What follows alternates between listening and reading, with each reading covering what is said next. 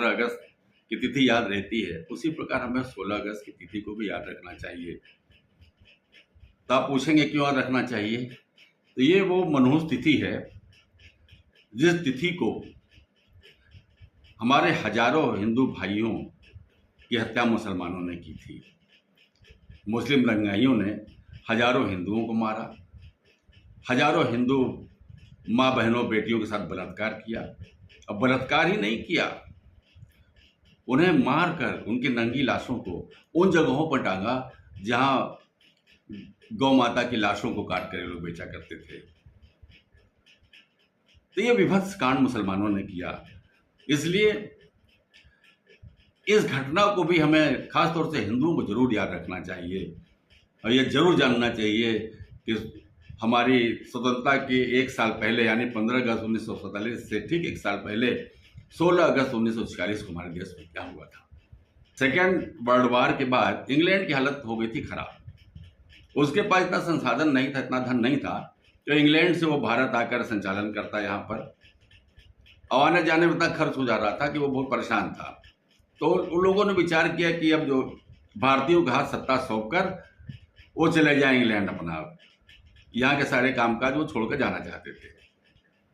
इसके लिए उन्होंने कैबिनेट मिशन भेजा भारत। 1946 में कैबिनेट मिशन आया, उसने अपना प्रस्ताव दिया। जिन्ना चाहता था कि मुस्लिम लीग के बैनर तले एक अलग देश मुसलमानों का बन जाए, पाकिस्तान बन जाए। उस समय की स्थिति अलग थी। गांधी जी जिन्ना को समझाते समझाते थक गए, लेकिन जिन्ना अपने हट पर अड़ा रहा और अलग पाकिस्तान देश की मांग को लगातार करता रहा। जब उसे लगा कि मेरी बात को सुनने वाला नहीं है, न ये ब्रिटिश गवर्नमेंट सुनेगी और न ये गांधी नेहरू सुनेंगे, तो उसने 16 अगस्त को डायरेक्ट एक्शन की घोषणा कर दी। उसने डायरेक्ट एक्शन की घोषणा कई महीने पहले की। 16 अगस्त को तो उसने वार्निंग भी दिया था कि यदि गांधी जी आप युद्ध चाहते हैं तो मैं युद्ध करने को तैयार हूं। उसने ये शब्द कहा था गांधी को। लेकिन मुझे एक अलग मुल्क चाहिए, अलग देश चाहिए जो मुसलमानों के लिए हो। हसन सुहरावर्दी उस समय बंगाल का मुख्यमंत्री था, जिसको प्रधानमंत्री भी कहा जाता है। उस समय उसको प्रधानमंत्री भी कहा जाता था। हसन सुहरावर्दी ने किया क्या कि बंगाल में 16 अगस्त को मुसलमानों को इकट्ठा किया, पंजाब के स्पेशल फोर्स के कुछ जवानों को भी मंगा लिया और दूर दराज के मुसलमानों को भी एक जगह इकट्ठा कर लिया। और 16 अगस्त को नमाज के बाद इन लोगों ने जहरीले भाषण देना शुरू किया हिंदुओं के खिलाफ।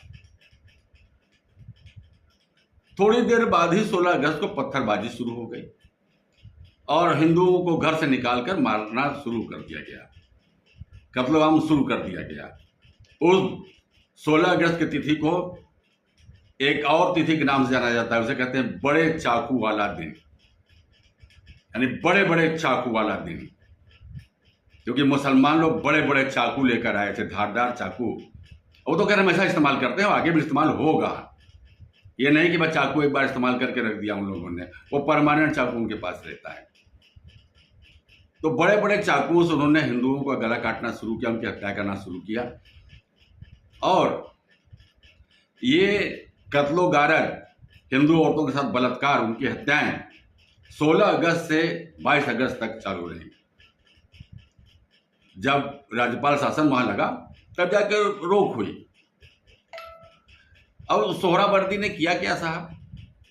सोहरावर्दी ने उस दिन लोगों को तो इकट्ठा कर लिया, बुला भी लिया और खुद ये पुलिस मुख्यालय पे बैठा था, कलकत्ता के पुलिस मुख्यालय में, और वहीं से आदेश देता था। ये 22 थानों के थाना इंचार्ज उस दिन इसने 22 मुसलमानों को बनाया था। बताया जाता है कि 72 घंटे के भीतर कलकत्ता में हजारों हिंदुओं को मार दिया गया, हजारों औरतों को मार दिया गया, हजारों बच्चियों को मार दिया गया और हजारों औरतों, लड़कियों, माताओं, बहनों सबके साथ बलात्कार भी हुआ। उसके बाद उनकी हत्या की गई। कलकत्ता की सड़कें लाशों से पट गई थी, ऐसा कहा जाता है, और उनको गिद्ध कौवे लाशों को खा रहे थे, नोच रहे थे। ये स्थिति थी। कोई लाशों को उठाने वाला कोई नहीं था।